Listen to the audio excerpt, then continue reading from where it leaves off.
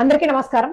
ఆంధ్రప్రదేశ్ రాష్ట్రం నుండి అక్రమంగా తరలి వెళుతున్న విలువైన ఎర్రచందనంపై పవన్ కళ్యాణ్ గారు ఒక మంచి ఆలోచన చేశారు.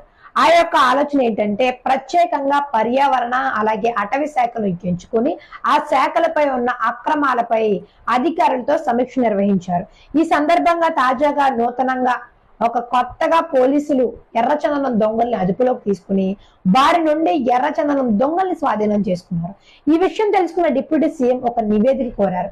గత కొంతకాలంగా శేషాచలం అటవీ ప్రాంతం నుంచి అక్రమంగా తరలి వెళుతున్న ఎర్రచందనం తాలూకు లెక్కలు తేల్చాల్సిందని పవన్ కళ్యాణ్ గారు అధికారులను ఆదేశించారు.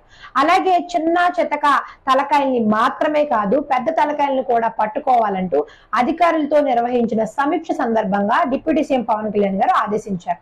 నిజంగానే ఎర్రచందనం స్మగ్లర్లను ఆంధ్రప్రదేశ్ రాష్ట్రం నుంచి తరిమేస్తారా అనే ప్రశ్న మీ అందరికీ రావచ్చు.